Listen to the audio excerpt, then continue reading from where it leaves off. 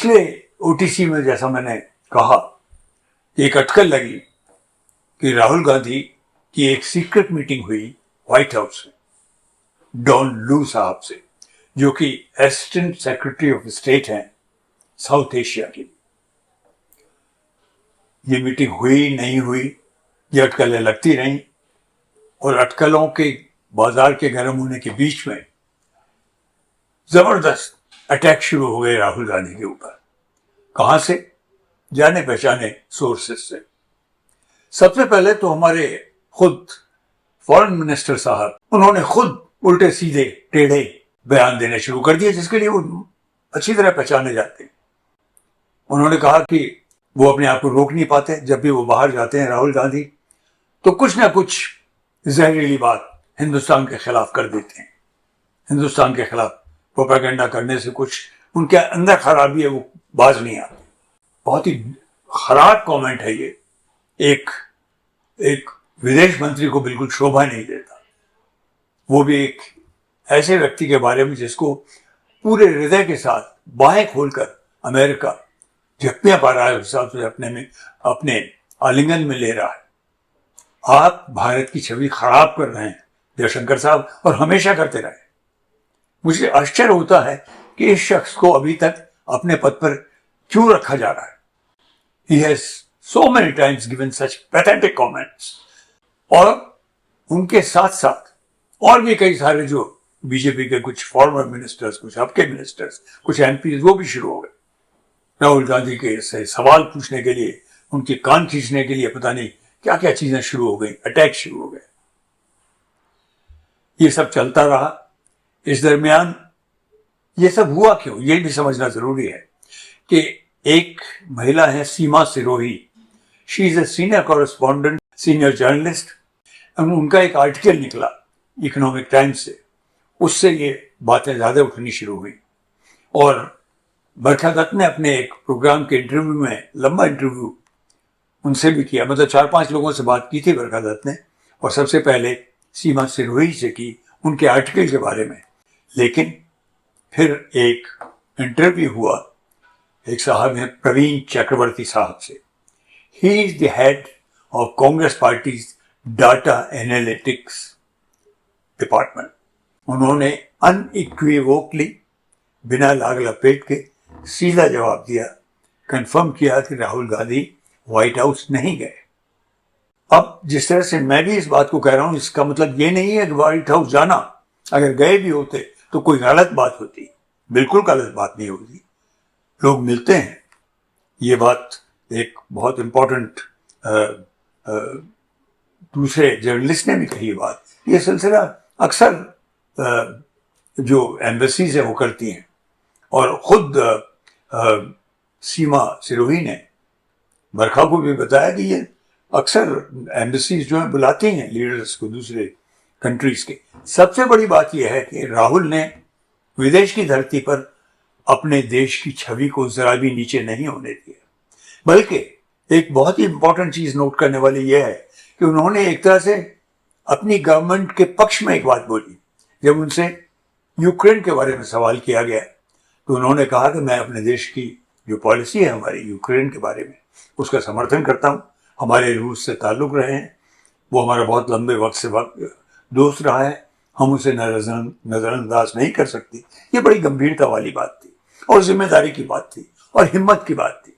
पर सवाल ये उठता है, ये जो कंट्रोवर्सी उठी राहुल के डॉनलू साहब से मिलने की, इसके पीछे क्या कहीं कुछ सत्य है?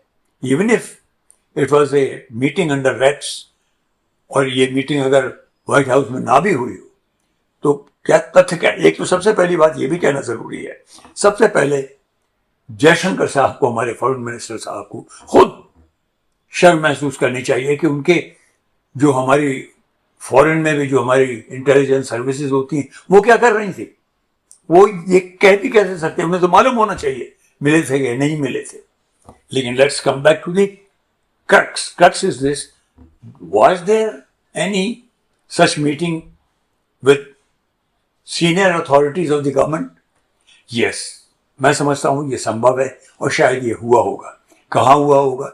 मेरे ख्याल से ये रॉजवेल्ट हाउस में हुआ होगा।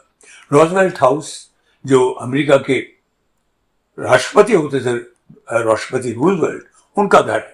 उन्हीं के घर में और उसी कमरे में जहां वो बैठकर लोगों के साथ सलाह मशवरे करते थे, डिस्कशंस करते थे डिफरेंट टॉपिक्स पर, और वहां पर ये मीटिंग हुई थी। और ये मीटिंग्स अक्सर होती हैं और ये उन लोगों के साथ होती हैं जो डिफरेंट मुल्कों में, अलग अलग मुल्कों में, समाज में इम्पॉर्टेंट लोग होते जाते हैं, जिनके ऊपर पूरी जो आने वाली हमारी नस्ल है या हमारी जो आने वाली पीढ़ियां हैं, क्या होगा, पॉलिसीज क्या होंगी, उन लोगों को बुलाया जाता है। उनके साथ अच्छी तरह से एक डिस्कशन होता है, उनका विचार जाने जाते हैं। और ये मीटिंग, एक मीटिंग वहाँ हुई थी जो प्रोफेसर रुचिरा गुप्ता हैं, उन्होंने कंफर्म की थी, जो अपने आप नाम की एक एनजीओ की फाउंडर हैं वॉशिंगटन में, और वो हंटर कॉलेज न्यूयॉर्क की प्रोफेसर हैं। तो ये मीटिंग हंटर कॉलेज ने आयोजित की थी, जिसमें काफ़ी इंपॉर्टेंट लोग बुलाए गए थे, जिन्होंने सबने मिलकर राहुल से सवाल जवाब किए, बहुत बातों में उनके विचार जाने। और इस मीटिंग को प्रोटोकॉल के तहत बिल्कुल अंडर रैप्स रखा जाता है, बताया नहीं जाता। ना ये बताया जाता है किसी को कि भाई कौन कौन थे वहां, ना ये बताया जाता है क्या टॉपिक्स डिस्कस हुए। इनके बारे में कोई प्रेस कॉन्फ्रेंस नहीं होती, कोई चर्चा खुल के बाहर नहीं की जाती। तो शायद मेरा अंदाज ये है, ये मीटिंग जो अगर हुई तो रोजवेल्ट हाउस में हुई होगी। And this is quite possible कि खुद मिस्टर डॉन लू या उनके कोई दूसरे सीनियर साथी लोग वो भी वहां उपस्थित रहे हों और ये बात 1 to 1 भी हुई हो राहुल गांधी साहब के साथ। क्यों? क्योंकि इस मीटिंग में उन लोगों को ही बुलाया जाता है जो बहुत बड़े उभरते हुए सितारे होते हैं, जो कि आज दुनिया राहुल गांधी साहब को मानने लगी है, खासतौर पर भारत जोड़ो यात्रा के बाद। तो ये बात बड़ी इंपॉर्टेंट है, क्योंकि एक जो मीटिंग होने वाली थी 12 जून को पटना में, विरोध पक्ष की जितनी पार्टियां थी उनके मिलने का जो जलसा होने वाला था वो कैंसिल हो गया। तो अटकलें लगने लगी, और वो अटकलें ये लगने लगी कि शायद जो कांग्रेस पार्टी है वो अपने पुराने तेवर दिखा रही है बड़े होने का। आफ्टर कर्नाटका इलेक्शंस के रिजल्ट के बाद वो अपने को बड़ी समझने लगी है।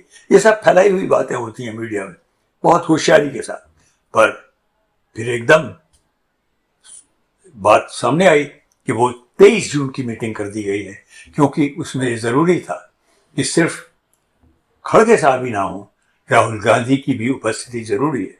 और ये कदम शायद राहुल गांधी ने सीधे सीधे उठाया। उन्होंने सबसे कहा होगा कि हमारा मिलना जरूरी है, मैं खुद आ रहा हूँ, खड़गे साहब आएंगे। ये मीटिंग फिर वहीं पटना में रख ली गई है।